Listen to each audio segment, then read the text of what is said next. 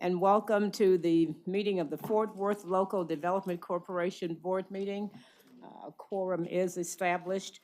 And with that, our first item of action calls for the approval of our December 12th meeting minutes. All in favor? Any discussion? Okay, thank you. And with that, minutes are approved. Next action item calls for us to consider a resolution to allocate up to $250,000. Ms. Bivens, we got the financial report, the briefing first. Oh, okay. Oh, skipped right over that. Sorry. We have a briefing, the financial report for the period of October 2023 through January 2024. Thank you. Mayor Pro Tem Bivens, really nothing major to report from the LDC budget. As you'll see in the documents, we have a fund balance of about $9.7 million. Again, those funds primarily from the sale of property that the LDC owned. So really nothing other than we have about $175,000 for the Create Fort Worth contract that you all already approved. That's upcoming, but really no other changes to the budget at this time, other than the presentation that we'll be hearing today. Any questions? Thank you, Robert. Next, we'll move for this consideration of a resolution to allocate up to $250,000 for a small business disaster recovery stimulus program for certain businesses in the vicinity of and impacted by the Sandman Hotel explosion. Ari Fernandez from Economic Development will give us a briefing. Good morning. Good morning. All right, so as y'all are well aware, on January 8th, we had the unfortunate incident of the Sandman Hotel explosion, and shortly after that, I know city staff came together and did all they could in terms of, communicating with the different businesses around the area on impacts. I know the communication office has done a great job. I know the fire department has also helped out a lot. So this is just something that the Economic Development Department wanted to initiate and hopefully help out some of these businesses. Any questions? I'm going to go through the presentation. Such a long pause. Sorry, I'll try to, I'm sorry about that. I'll try to keep it short. So this would be a small business disaster recovery stimulus program. I know that's quite a mouthful. Is it going? Okay. So once again, I gave you some of the history and the overview. Basically, after that explosion, obviously there was a lot of debris in the area, and businesses were impacted due to the obstruction of some of that, the business entryways, deterring traffic flow and customer foot traffic. And then a month after that, there was a meeting held at CMO where all the different departments came together, and we were directed to work on establishing something to help these businesses that were impacted. So just to let you know, the bottom line, the proposed program would utilize up to a predetermined amount of funding, not to exceed $250,000. These are the guidelines of the program. Physical and publicly accessible location within the immediate vicinity of the Sandman Hotel on Houston Street. So pretty much what that comes down to is about 5 businesses that have been impacted. The businesses must have between 1 and 50 employees. It must be an actual brick and mortar, not home-based business. Experience a decline in employment or a decrease in revenue due to the impacts from this explosion. They must be a City of Fort Worth utility customer, water, wastewater, trash, in good standing, paying their bills on time. And they must be in good standing also with respect to licensing, permits, utility payments, property taxes, etc. Additionally, they must be registered with the Texas Comptroller's Office as a sales tax revenue generating business, and it must be a legal business. We had to cover all bases, so I just want to throw that out there. Meet program technical requirements, including ability to provide financial records and other relevant documents to support grant requests. And they must be in business for at least 6 months prior to this explosion. Eligible expenses would include everything from rent and mortgage, employee support, which includes salaries, insurance, paid leave, et cetera, utility payments, purchase of supplies to offer alternative business access, curbside pickup, delivery, shipping, et cetera. and other business needs as approved by the Economic Development Department and City of Fort Worth. The review process would include an internal review by the Economic Development Department. We'd have a few members of staff to review the documents. We're going to try to review and award everything by the end of April, if not sooner. They must include a signed W-9 form and any supporting documentation. And supporting documentation would include their financial documents, any 941 forms, profit and loss, revenue, et cetera. And grants awarded to each eligible business would not exceed $50,000.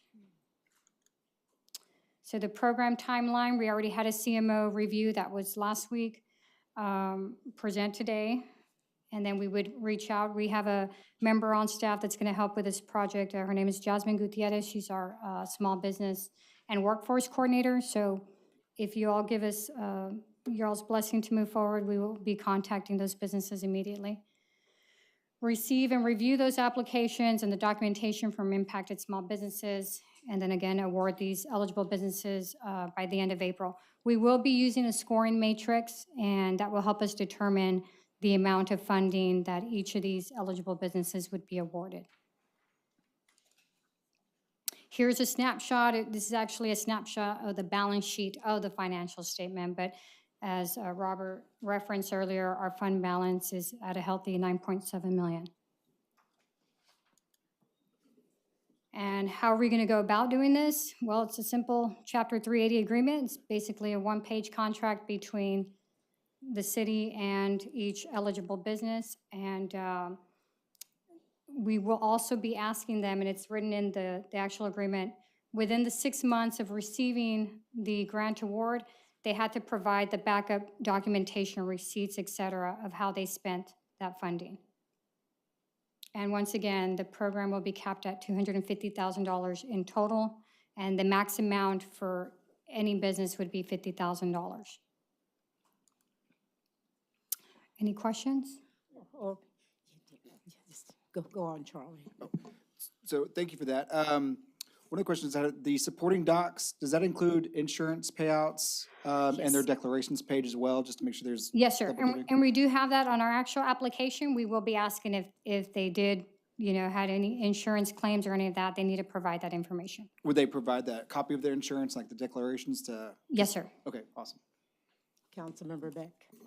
I just want to thank you for doing this. Many of these businesses have been in contact with our office and have expressed the impact to them that this the Sandman explosion has had to their day-to-day business as the Sandman remodels and as they try to go on with their daily lives. And so thank you for doing this, and thank all the staff that was part of this and put this together.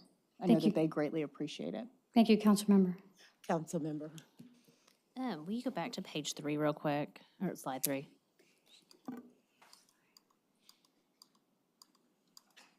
Just 2 questions. So the second bullet, the employees, will any of those qualify if they have remote employees as well as those that are in the building? That's a great question. They should be able to qualify, but I believe that the majority of these businesses do have the actual employees that are physically located there.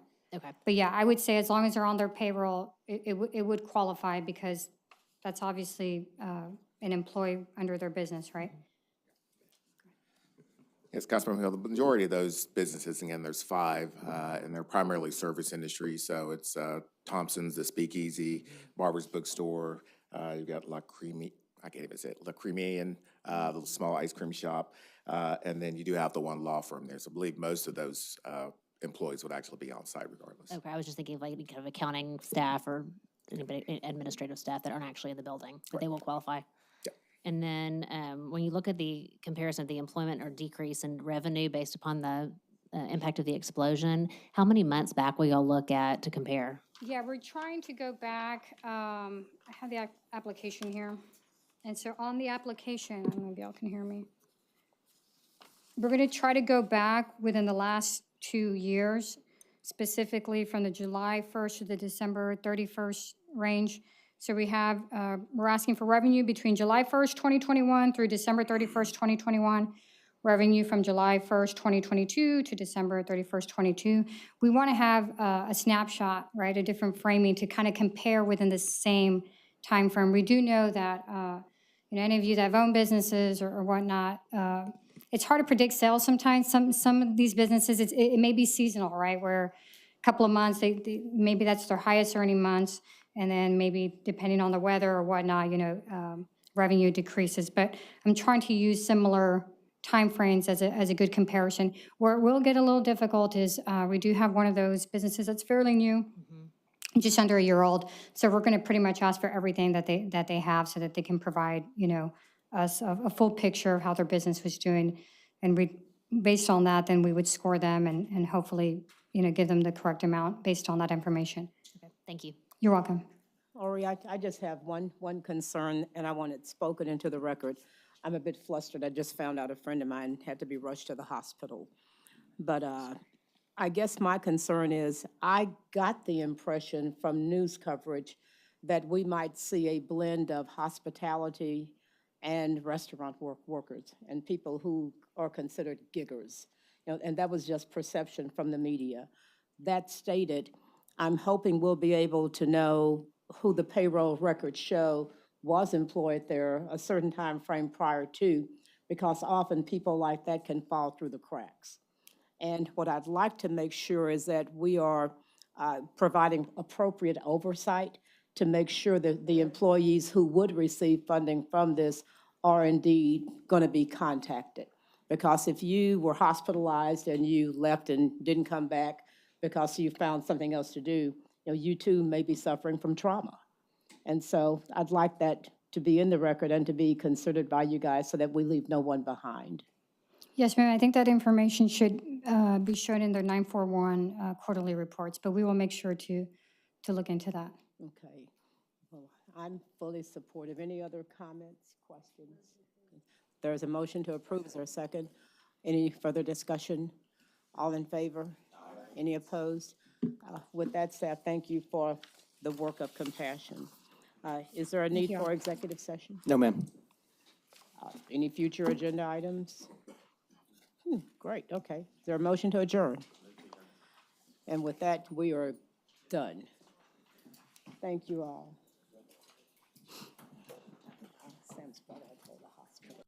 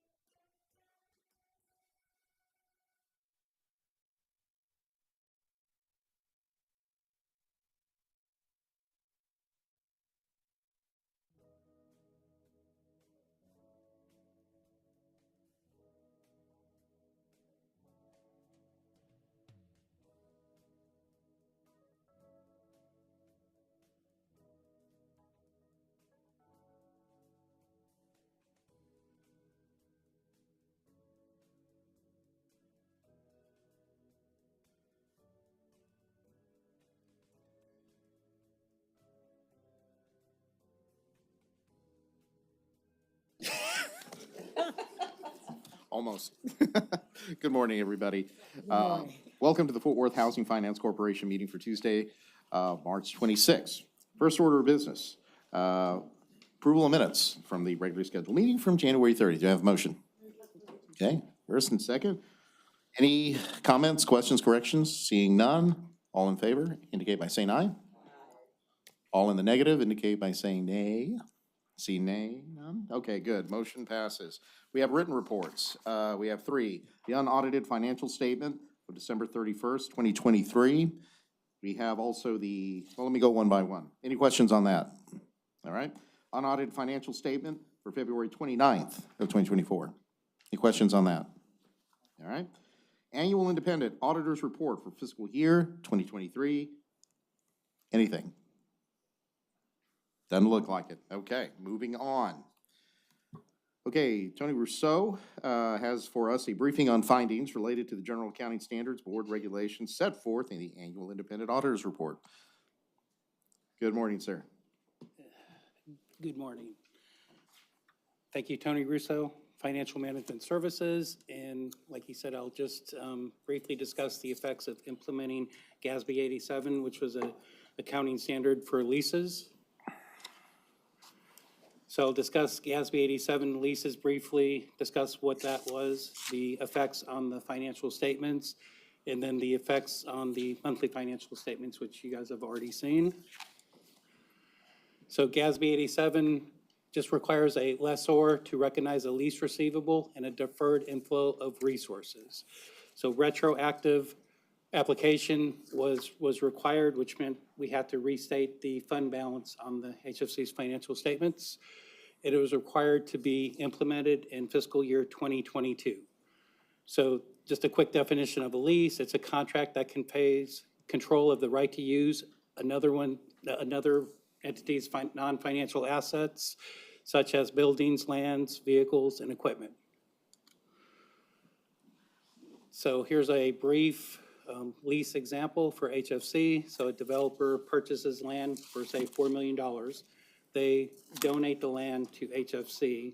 They turn around and then lease the land back from HFC for a yearly amount of $100. But the $4 million has to be recorded and recognized, and we recognize that revenue over the course of the life of the lease. So as we said, these are non-cash entries, and it doesn't affect the amount to be spent on future projects.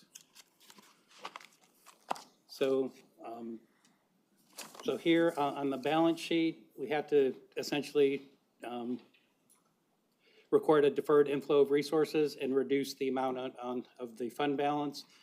And then throughout the year, again, the middle column, we're just recognizing that revenue over the course of the lease for this year's, for fiscal year 23's amount. And then there's a one-time entry where they had to reclass the prepaid lease revenue from unearned revenue to deferred inflows. And again, there was no change in the amount available for future spending, and the impact was not deemed to be significant on the city's financial statements. And here, you guys have already received this, but this is where it's kind of describing that the deferred inflows are increased, the fund balance was decreased, and then the bottom section just talks about the reclass from unearned revenue to deferred inflows of resources. So an audit finding is just a comment on either the design or effectiveness of an internal control system. Material weakness means that there's a reasonable possibility that there's a mistake in the financial statements that aren't detected in a timely manner. Significant deficiency is a deficiency in internal controls that's less severe than a material weakness, but still has to be fixed.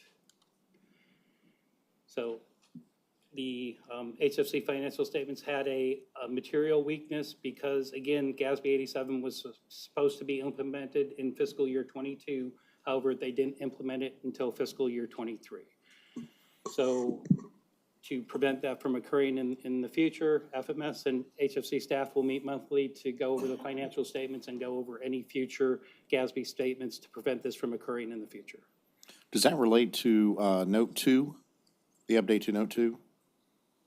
It, Pronouncements of, yeah, accounting policies. Note 2 talked about that. Right. It really should have been, that should have been discussed in last year's financial statements. So I'm not sure the auditors also kind of missed that. So yes, it's Note 2, and then the other one, the restatement, Note 12, I think it was. But yes, it was discussed in the financial statements. All right, thank you. And this is just a brief update on how the financial statements, which you've already seen, will change. Essentially, the column on the right is the balance sheet without the effects of the GASB 87. You'll see that the cash doesn't change, non-spendable, committed, assigned, nothing really changes except for the unassigned available for new projects and the total fund balance. Again, that's non-cash related items, so it doesn't affect the amount for future projects. And with that, take any questions? All right, any questions from board members? All right, don't see any, thank you. No action is necessary, Mr. President, correct. but we wanted you to be aware of this finding. Yes, sir. Thank you. All right. Next, we do have an action item. That's consider and adopt a resolution authorizing the sale of 5 lots in the Ash Crescent neighborhood to Alpha Family Group. And we have Leigh Brown, who's going to give that presentation. Good morning. Good morning. I'm Leah Brown, and I will take you through this authorization to sell the 5 lots in the Ash Crescent neighborhood. Okay, so James Walker with the Alpha Family Group approached us about purchasing 5 lots. Specifically, they're in the Ash Crescent neighborhood. The plan is for them to build 5 single-family homes, 3 bedrooms, 2 baths. And these will be sold to home buyers earning 80% or less of area median income. There's a note down here at the bottom that reflects for a family of 4, about $76,550 of income. So that is the income of the folks that we are looking to assist. And then the affordability will be guaranteed either through the HAP program, the Home Buyer Assistance Program that the city has through Neighborhood Services, or a similar program. And of course, this proposed sale is consistent with our policy on the sale of single-family lots. Oh, I'm sorry. And then I just wanted to give, here are a couple of examples. The above is a rendering of what they're proposing. And then at 1462 Bellsize Terrace is an example of a house that they've already built. So here's just a brief overview of where the houses are in the neighborhood. I'll just add here that this is a neighborhood where we've done the neighborhood improvement program previously, and we've also done sidewalks and street improvements in this area as well. So this is a good complement to the activity that we've already done, and will hopefully help to fill in the majority of the vacant lots in the neighborhood. I think this will just about take care of it. So you can see the addresses there on the left, and I'll take you through each one. 1704 Colton Avenue. We've owned this one since 2008, and it is, of course, zoned for single-family occupancy. And here is a street view of it. The 2650 Ash Crescent Street was purchased in 2007 for $3,000, and here is an overview of that, or street view. And then 2670 Ash Crescent Street, purchased in 2007. And these were all purchased as part of our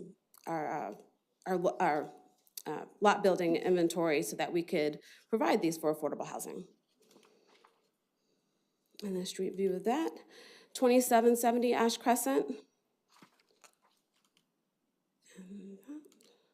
And lastly, 2771 Bellsize Terrace. And this is an example of actually where we did have some of our sidewalks. If you look along, this is where the sidewalks we previously did with CDBG funds. So the proposed price for each of the lots is $30,000 for a total of $150,000. The properties will be sold as is, and as usual, the HFC will retain the mineral rights. The buyer will pay all closing costs, and the buyer also agrees with Alpha Family Group to sell to an affordable home buyer.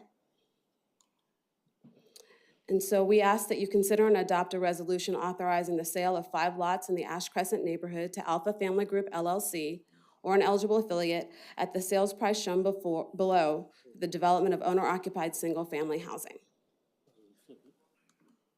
And if there are any questions, I'll take them now.